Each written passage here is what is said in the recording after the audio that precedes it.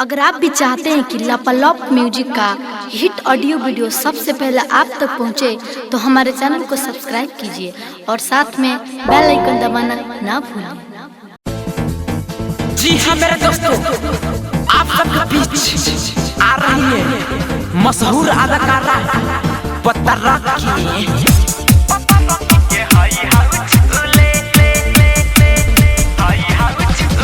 DJ Vikas Riga Sitamarhi, mix by Vikesh भोजपुरिया।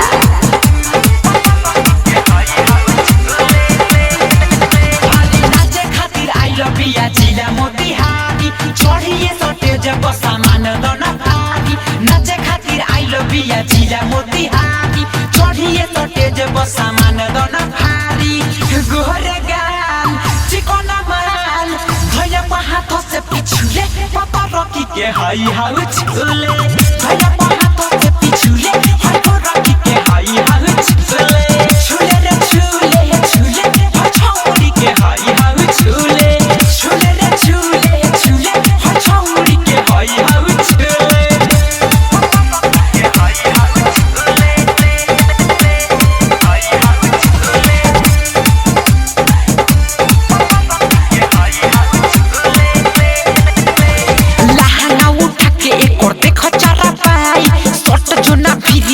बड़ी मजा आई रैया आउला रे। लहंगा उठा के एक और देखो चरा पाई, सोटो जुना फिरिया बड़ी मजा आई। देखे में फिटा एक और देह बाटे टाइट, आज भोर काटलो ना एक और बनाइट। देखे में फिटा एक और देह बाटे टाइट, आज भोर काटलो ना एक और बनाइट। बिया झकास आओ ना पास, दुनु जो बोना एक झूले पता रखी के हई हाउ छुले।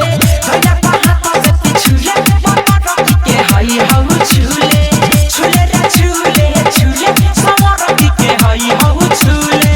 हे हे हे हछौड़ी के हई हाउ छुले।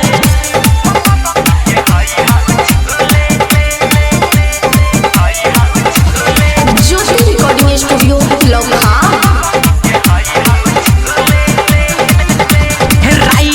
चिन्हया तो करो नहीं तेरी, चंदन सुख जैसे उख दस पेरी। राइटर तो चिन्हया तो करो नहीं तेरी, विकेश सुधीर जैसे उख दस पेरी। परदेसी जवान सुन न बताई, मारो जैसे छोटा एक दो बैठाई। मुकेश रविंदर सुन बताई, मारो जैसे छोटा एक दो बैठाई।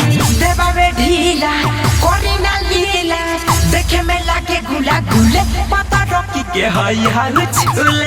भैया हाथों से पिछुले सब रखी के हई हाउ छुले।